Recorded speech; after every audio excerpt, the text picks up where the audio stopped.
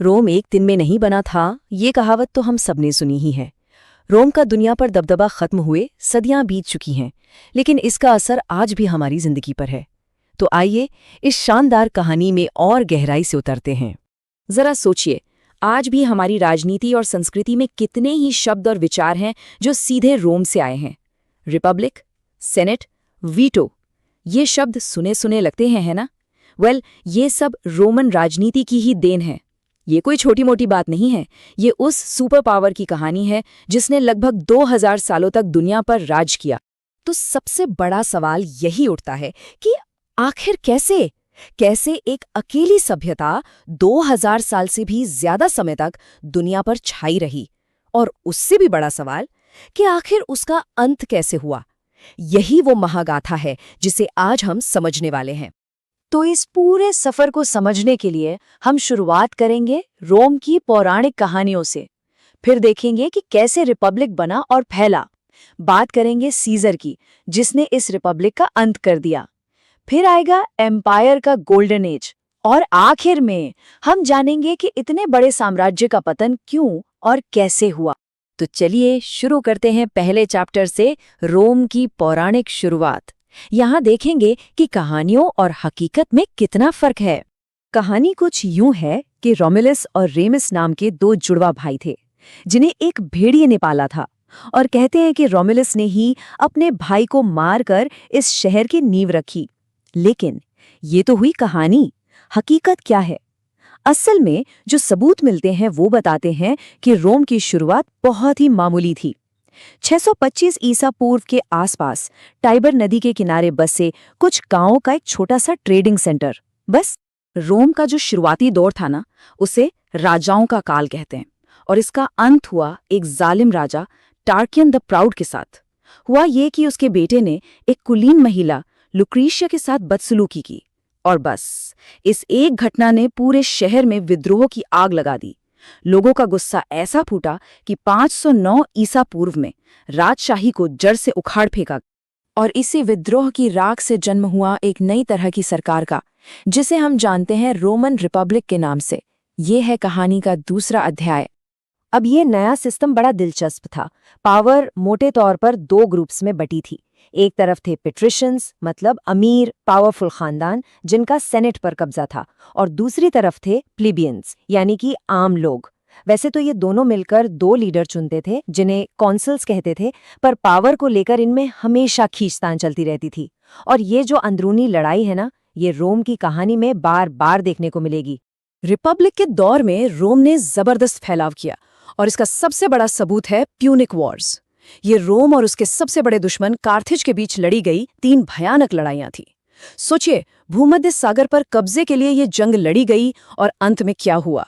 रोम ने न सिर्फ महान जनरल हैनिबल को हराया, बल्कि कार्थेज शहर को ही नक्शे से मिटा दिया। उसे पूरी तरह जलाकर राख कर दिया, जिसमें कहते हैं करीब 2 लाख लोग मारे गए थे। लेकिन कहते हैं ना, ज्यादा बड़ी ताकत अपने साथ बड़ी मुश्किलें भी लाती है। रोम जितना बड़ा हो रहा था, अंदर से उतना ही अस्थिर होता जा रहा था, और इसी उथल-पुथल के बीच एंट्री होती है एक ऐसे शख्स की जो रोम की कहानी को हमेशा के लिए बदलने वाला था। नाम था जूलियस सीजर। सीजर की क्रूरता और उसकी ताकत का अंदाजा इस एक आंकड़े से लगाइए, जब उसने गॉल यानी आज के फ्रांस पर हमला किया, जिसे गैलिक वॉर्स कहते हैं। तो कहा जाता है कि उसकी सेना ने 10 लाख लोगों को मार डाला और 10 लाख को गुलाम बना लिया।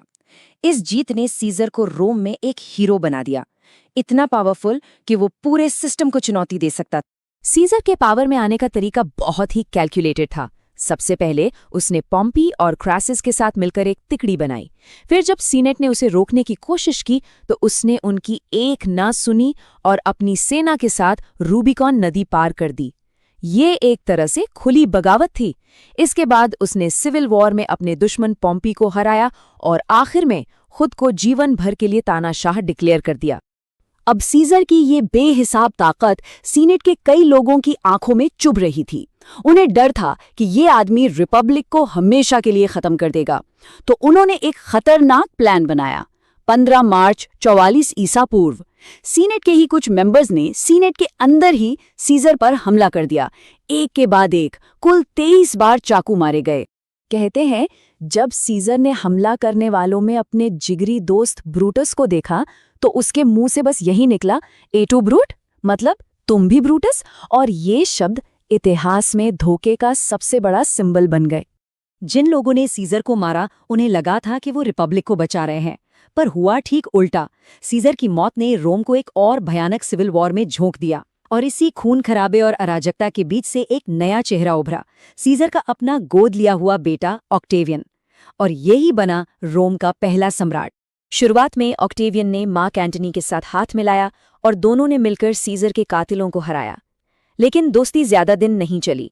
पावर की लड़ाई और एंटनी का मिस्र की रानी क्लियोपैट्रा के साथ अफेयर, इन सब ने दोनों को दुश्मन बना दिया। इस लड़ाई का अंत हुआ एक्टियम की लड़ाई में। ऑक्टेवियन जीता और हार के बाद एंटनी और क्लियोपैट्रा दोनों ने सुसाइड कर लिया। और इसके साथ ही ऑक्टेवियन बन गया ऑगस्टस, रोम का पहला एम्परर। उसका 41 साल लंबा शासनकाल एक नए दौर की शुरुआत थी, जिसे कहते हैं पैक्स रोमाना, यानी रोमन पीस। सोचिए, सालों के सिविल वॉर के बाद लोगों को शांति और स्थिरता मिली, और उस वक्त ये अस्त-व्यस्त आज़ादी से कहीं ज्यादा कीमती थी। ऑगस्टस के बाद तो रोम ने हर तरह के सम्राट देखे, अच्छे, बुरे और एकदम पागल। एक तरफ था कैलिगुला और नीरो जैसे क्रूर शासक। नीरो ने तो अपनी माँ को ही मरवा दिया था।